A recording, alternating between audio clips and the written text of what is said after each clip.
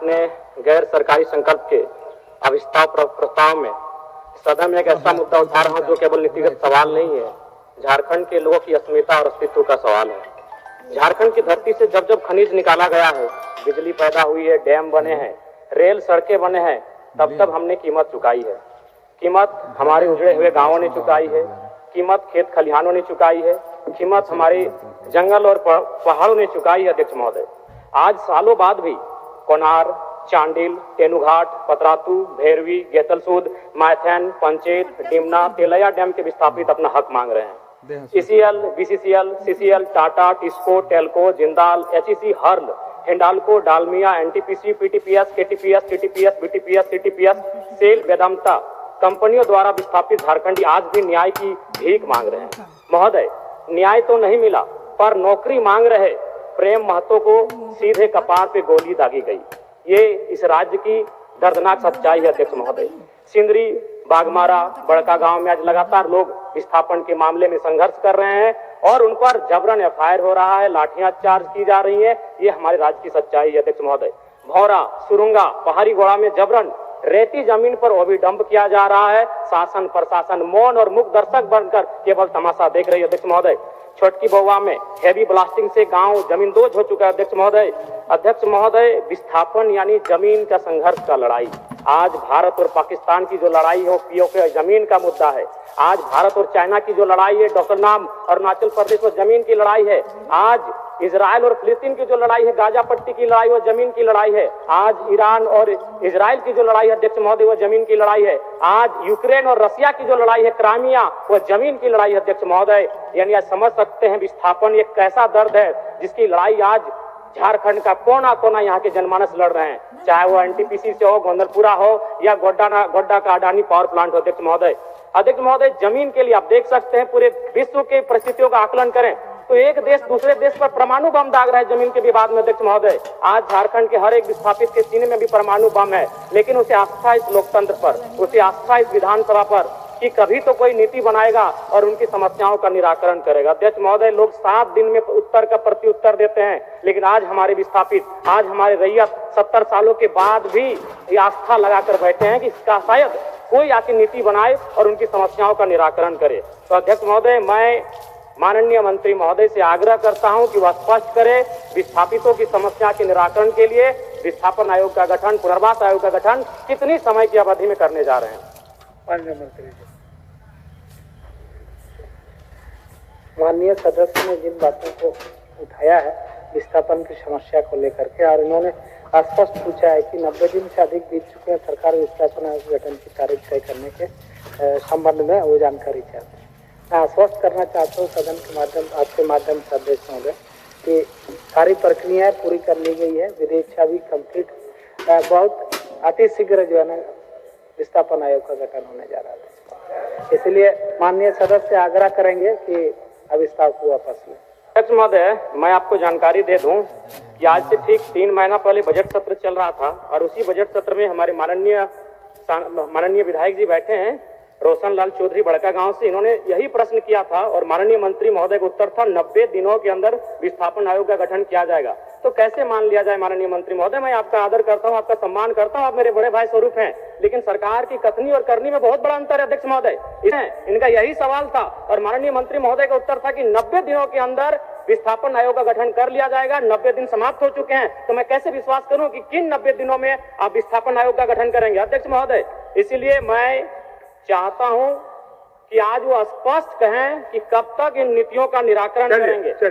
माननीय मंत्री जी, 90 दिन के अंदर विस्थापन आयोग निर्माण करने के लक्ष्य में आप क्या क्या एक्सरसाइज किए हैं, क्या क्या किए हैं, कहाँ तक किए हैं, जानकारी दे दीजिए। अध्यक्ष महोदय, सारी प्रक्रिया नियमावली की गठन हो चुकी है, विधि विभाग से परामर्श हम लोग प्राप्त कर चुके हैं, कार्मिक विभाग से, मैंने प्रक्रियाधीन है कैबिनेट की प्रक्रिया में, इसलिए मैं आश्वस्त कर रहा हूँ कि बहुत जल्द अतिशीघ्र विस्थापन आयोग के गठन।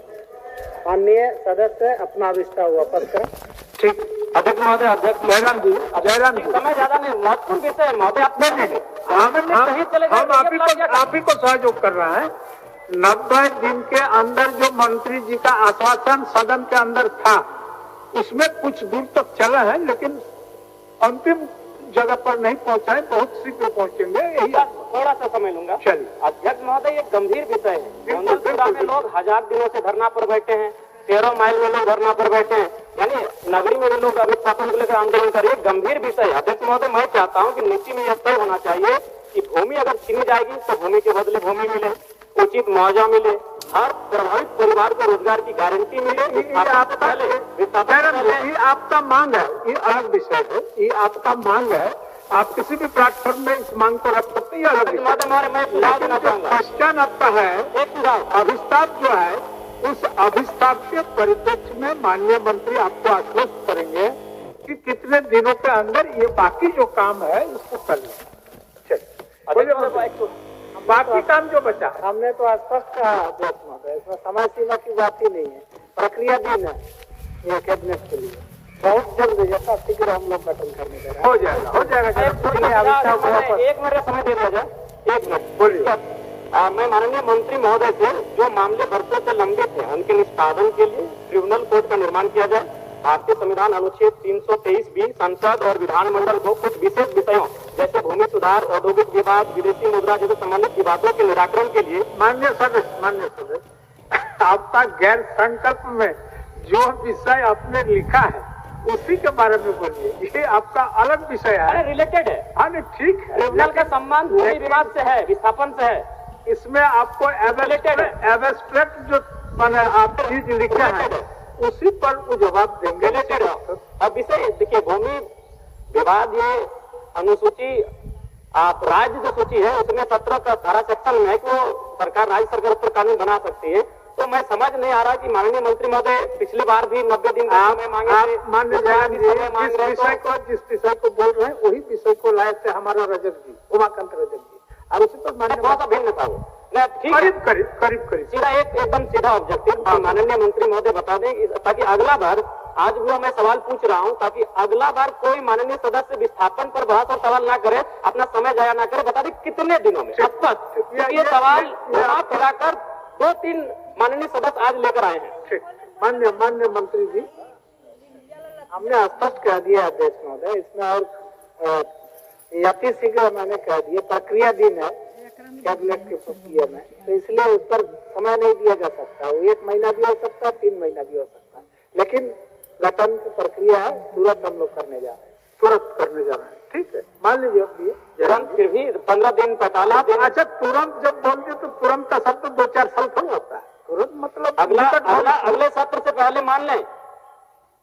अगले सत्र जब हम लोग शीतकालीन सत्र में सदन में बैठेंगे उससे पहले हम मान लें कि माननीय मंत्री महोदय निराकरण हो जाएगा, करने जा रहे हैं। राजनीति में आपकी भी चिंता और भी माननीय सदस्यों की चिंता को विशेष ध्यान देते हुए इस राज्य में लाखों लोग जो विस्थापित हुए उनके साथ न्याय हो। सरकार गंभीर है और हम लोग गठन करने जा रहे हैं, इसलिए अविश्वास को वापस करें। माननीय अध्यक्ष महोदय, ऐसा नहीं होता है। आप एक बार चलिए मेरे साथ। हर जगह विस्थापित लाठियां खाए, गोली खाए अध्यक्ष महोदय, मामूली विषय नहीं है। सीधे सर पे गोली मारा गया विस्थापन केवल प्रक्रिया नहीं। मैं विश्वास करने वाला उस पर नहीं अध्यक्ष महोदय, आपको हाथ जोड़ के विनती करना है। ठीक है।